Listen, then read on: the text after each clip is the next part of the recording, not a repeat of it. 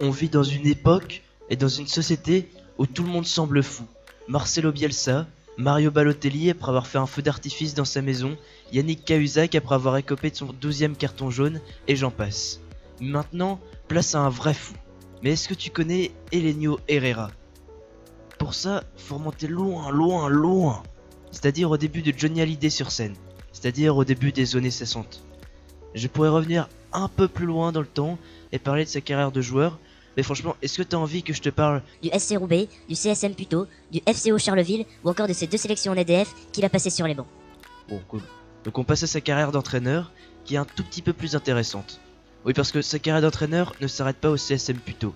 Il a Coaché l'Atlético, le Stade français, Séville, le Barça, Belenenses au Portugal, l'Inter, la Roma, la sélection d'Espagne, d'Italie, et il a été également préparateur physique de l'EDF. Ça fait beaucoup, et pourtant, je te les ai même pas tous cités. Du coup, tu dois sûrement te demander de quelle nationalité il est, pour avoir coaché autant de clubs et de sélections nationales. Bah, c'est un Argentin naturalisé français. Et quand on lui demande s'il se sent plus français qu'argentin, il répond Je me sens ni argentin ni français, je me sens mondial. bah ok, hein, si tu le dis, Elenio. Bon, t'imagines bien que je ne vais pas parler de tous ces clubs, ni de toutes ces sélections nationales. Je vais juste choisir un club, l'Inter Milan. Elenio Herrera restera 8 ans chez les Nerazzurri, de 1960 à 1968. En 8 ans, Elenio Herrera amènera l'Inter sur le toit du monde avec 2 coupes des champions, c'est l'ancienne Ligue des champions, et 2 coupes intercontinentales. Cette coupe opposait donc le meilleur club européen au meilleur club sud-américain. Il gagna également 3 championnats d'Italie, et comme j'aime bien le répéter, je préfère franchement parler d'un style, d'une philosophie de jeu plutôt qu'un palmarès. Et tu te doutes bien que si je te parle d'Elenio Herrera aujourd'hui, c'est parce qu'il m'intéresse. Aujourd'hui en France, quand on parle de jeu défensif, on pense au camp de Patrice Garande, à René Girard, à Francis Gillot ou encore au TFC de Pascal Duprat quand il joue contre le PSG.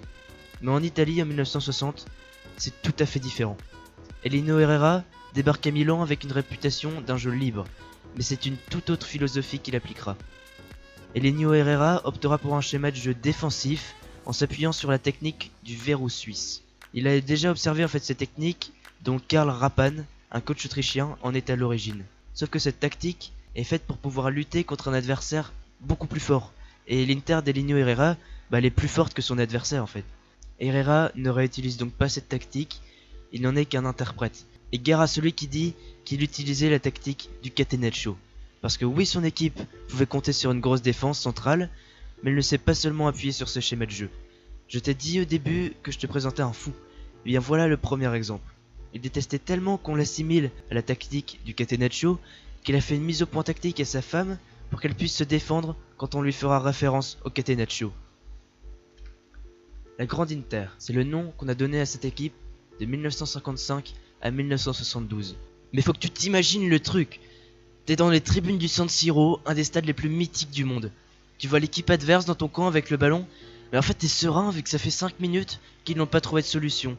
Alors ouais, ça commence à les faire chier. Ils tentent des actions individuelles. L'attaquant adverse, qui ne touche pas une balle du match, décroche, se lance dans quelques dribbles et perd le ballon face au libero Pichi. Et là t'es toujours dans les tribunes. Et en fait tu contemples, t'as juste ça à faire, tu contemples. En cas de touche de balle, le meilleur joueur de l'équipe, Luis Suarez, est trouvé. Alors non, c'est pas le Suarez du Barça. Oh putain, merde, ça va tellement vite que Mazzola, milieu offensif, est déjà trouvé. Il dribble, se prend un tempo par l'adversaire et la balle revient sur Peiro, l'attaquant axial, qui en 2 touches décale sur la droite Jair, l'ailier droit, il s'emmène le ballon vers le but et glisse le ballon entre les 2 jambes du portier adverse. T'es dans les tribunes et t'hallucines. Il y a un tel rythme, une telle intensité physique, une telle ambiance dans les tribunes que tu ne comprends tout simplement pas. Mais ce n'est pas grave. Tu ne le sais pas encore, mais tu viens d'assister au seul but de la rencontre. Le but qui te permet de l'emporter 1-0 face au Benfica en finale de la Ligue des Champions 1965. Mais le mythe Elenio Herrera ne se limite pas à ça. En plus d'être un très grand stratège, c'est également un psychologue et un motivateur avec ses joueurs. Il interdit les cigarettes et l'alcool, un régime alimentaire obligatoire, et les joueurs devaient parler la même langue. Tu dois te dire, les pauvres joueurs, non? Bah c'est pas fini. Aux entraînements, les joueurs devaient courir en chantant « Classe plus préparation plus intelligence plus athlétisme égale trophée ». Un fou je te dis. Tu as peut-être entendu parler de Bielsa qui avait accroché 250 phrases au centre d'entraînement du Lost, non? Bah devine qui l'a déjà fait avant lui. Bah Elenio Herrera bien sûr, mais lui sur les murs du vestiaire. En bref, Elenio Herrera, c'était un entraîneur fabuleux, Un philosophe avec un palmarès aussi gros que son caractère. Il Maggio, le magicien, porte bien son surnom.